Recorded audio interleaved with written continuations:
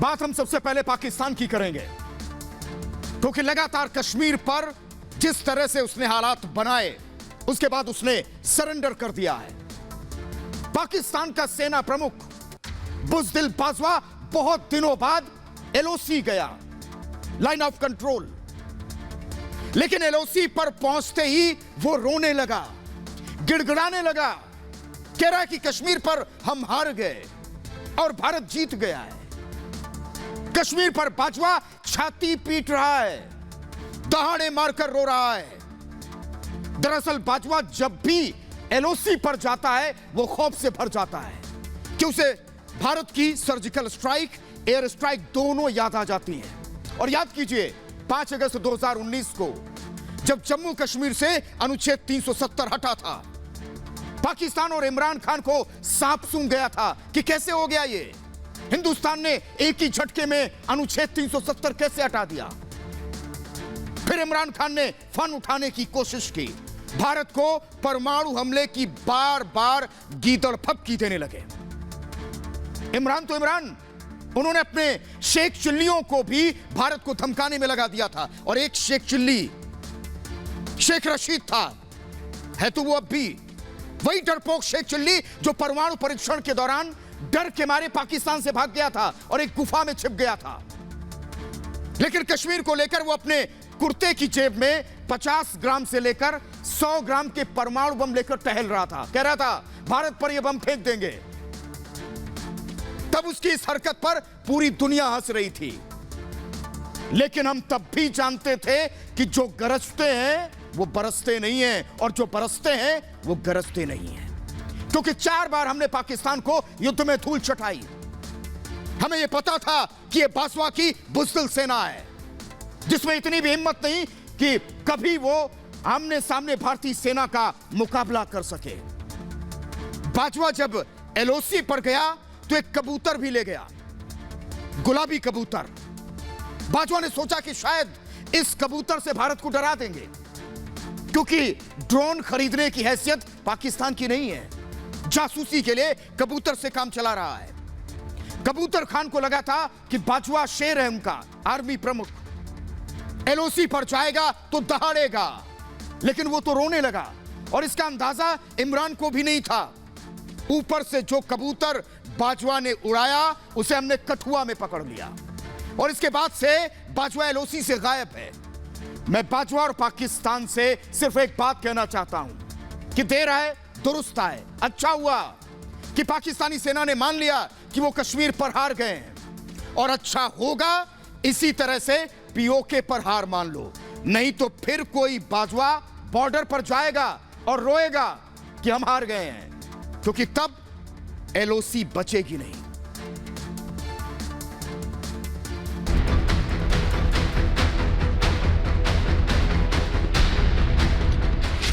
कश्मीर पर पाकिस्तान ने मानी हार, पीओके को लेकर सहमा पाकिस्तान, एलओसी पहुंचते ही डर गया बाजवा। जम्मू कश्मीर से जैसे ही अनुच्छेद 370 हटाया गया, पाकिस्तान उबलने लगा था। हिंदुस्तान को बार बार परमाणु हमले की गीदड़ फपकी दे रहा था। इमरान खान दुनिया भर में कश्मीर पर गिड़गिड़ा रहे थे। इमरान जहां भी जाते नाश्ते से पहले कश्मीर का राग आलापते थे, लेकिन हिंदुस्तान जानता था कि ये पाकिस्तान है और उसके पास बुज़दिलों की फौज है। हिंदुस्तान जानता था कि कश्मीर में जब नया सवेरा उगेगा तो पूरी दुनिया खुश होगी, सिवाय पाकिस्तान के। हमें यह भी पता था कि पाकिस्तान कश्मीर पर प्रोपेगेंडा फैलाएगा।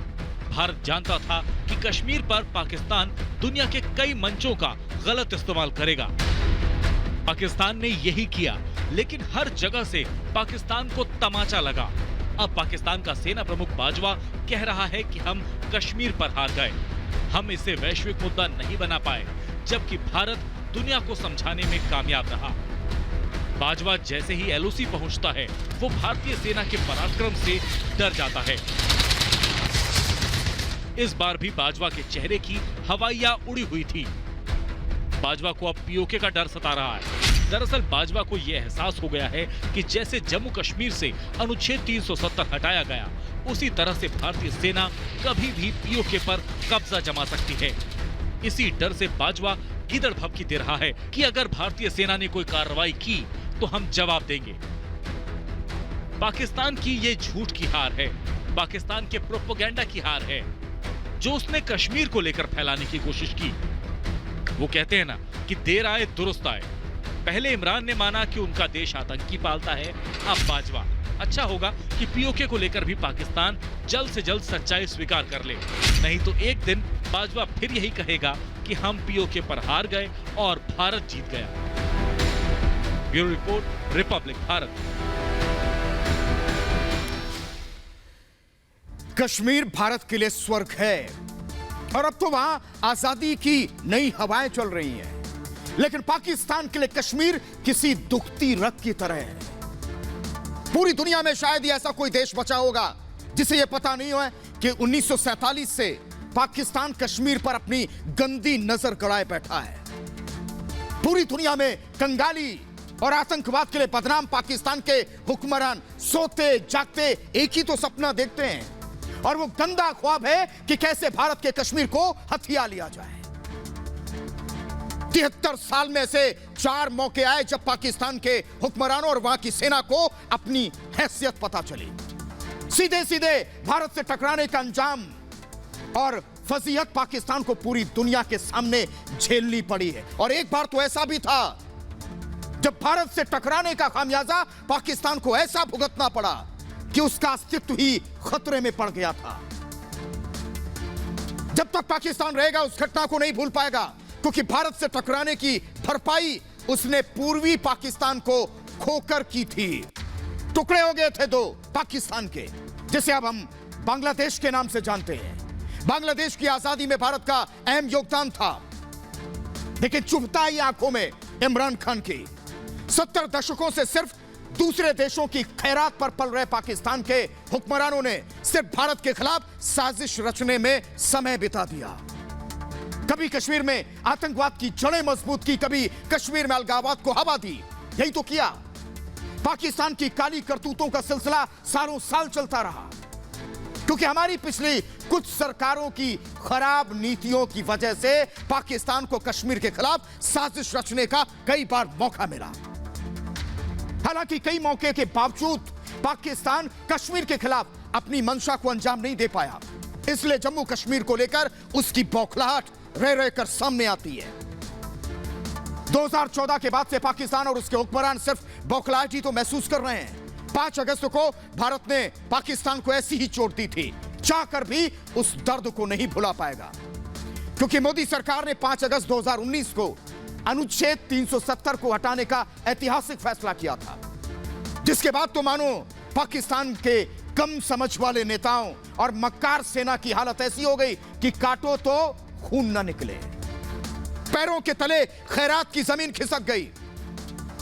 भारत के झटके के बावजूद साजिश का सिलसिला तब भी नहीं थमा। अनुच्छेद 370 नाम की बेड़ियों से जम्मू कश्मीर के आजाद होने के बाद से हमारा पड़ोसी पाकिस्तान 2 मोर्चों पर भारत के खिलाफ साजिश रच रहा है। पहला मोर्चा था अंतरराष्ट्रीय मंच पर जम्मू कश्मीर के खिलाफ झूठ फैलाने की कोशिश। हालांकि दुनिया भर में भारत के खिलाफ प्रोपेगेंडा फैलाने में पाकिस्तान नाकामयाब रहा। कश्मीर पर एक एक शब्द झूठ बोलने वाले पाकिस्तान को दुनिया के हर मंच, बड़े से बड़े देशों समेत मुस्लिम देशों से कश्मीर मुद्दे पर तमाचा लगा था। कश्मीर मसले पर ही दुनिया से अलग थलग पड़ा पाकिस्तान खिसियाया हुआ है। अंदरूनी दिक्कतें हैं, आर्थिक मोर्चे पर उसकी परेशानी है, और इसी को छुपाने के लिए जंग के मंसूबे पाल रहा है। हालांकि इसका मतलब यह नहीं कि पाकिस्तान हमारे खिलाफ युद्ध की तैयारी कर रहा तो हमसे लड़ने की हिम्मत रखता है। हिम्मत नहीं है उसमें, क्यों हमारे खिलाफ 5वीं बार यह दुस्साहस कर सके। वो तो सिर्फ आतंकवाद अपने यहां पलने वाले भाड़े के टट्टुओं के जरिए छद्म युद्ध लड़ सकता है। हालांकि इसके अलावा उसके पास भारत के खिलाफ एक और हथियार है, और यह हथियार झूठ और प्रोपेगेंडा का है, अफवाह फैलाने का। पहले पाकिस्तान को लगता था कि वो प्रोपेगेंडा फैलाने में माहिर है, क्योंकि उसके पास इमरान खान के तौर पर खुद प्रोपेगेंडा मास्टर मौजूद है। जब कश्मीर से 370 हटा था तब भी इमरान ने आसमान को सिर पर उठाया था। पूरी दुनिया में घूम घूम कर भारत के खिलाफ जहर उगल रहे थे। कश्मीर को लेकर भी इमरान ने पूरी दुनिया में झूठ फैलाने की कोशिश ही तो की, लेकिन हर मंच से लताड़ मिली, जिसकी वजह से इमरान खान प्रोपेगेंडा फैलाने में नाकाम हुए। और इसी में ही क्यों, इमरान तो अपने देश में भी नाकाम है हर मोर्चे पर। उनके फिसड्डी होने की जो फेरिस्त है वो बहुत लंबी है और आने वाली कई पुश्तें भी गिन नहीं पाएंगी इस फेरिस्त को। कश्मीर से अनुच्छेद 370 हटने के बाद पाकिस्तान के घाव इतने गहरे हैं कि पता नहीं किस किस ने इस पर मरहम लगाने की कोशिश की, चाहे पड़ोसी मुल्क के प्रधानमंत्री इमरान खान हो या फिर पाकिस्तानी आर्मी का प्रमुख कमर जावेद बाजवा। कहते ना चोर चोर मौसरे भाई। इमरान और बाजवा ने अपने हर जुबानी हथियार आजमाए, लेकिन नतीजा ढाक के 3 पात, कुछ नहीं निकला। ज्यादातर देशों ने जम्मू कश्मीर से अनुच्छेद 370 हटाने को भारत का अंदरूनी मामला करार दिया। दर दर भटकने के बाद इमरान खान और कमर जावेद बाजवा की कहीं सुनवाई नहीं हुई। दोनों रह रहकर बारी बारी से बौखला जाते हैं और इस बार बारी है पाकिस्तान के सेना प्रमुख कमर जावेद बाजवा की। वही बाजवा जो सोते जागते एक छोटे बच्ची की तरह कश्मीर की रट लगाए बैठा रहता है। जब पूरी दुनिया में इमरान खान कश्मीर को लेकर झूठ फैलाने में नाकाम रहे तो उनके गुरु और पाकिस्तानी सेना का मुखिया कमर जावेद बाजवा गम में डूब गया, क्योंकि अपने शिष्य इमरान खान की ही बदौलत उसकी कुर्सी बची।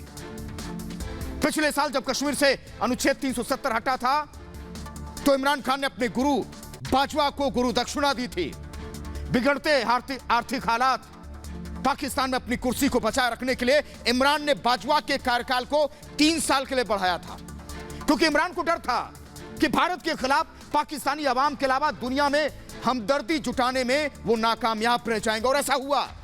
ज्यादातर देशों ने कश्मीर को लेकर उनके प्रोपेगेंडा को नकारा, जिसके बाद इमरान के पास एक ही चारा था कि बाजवा को सेना प्रमुख बनाए रखा जाए, ताकि उन्हें पाकिस्तानी सेना का समर्थन मिलता रहे।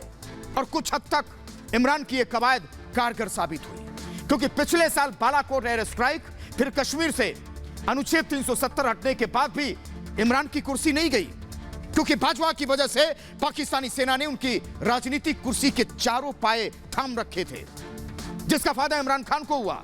कमर जावेद बाजवा को भी पाक सेनाध्यक्ष के तौर पर 3 साल का बढ़ा कार्यकाल मिल गया। कर्ज बढ़ रहा है पाकिस्तान में।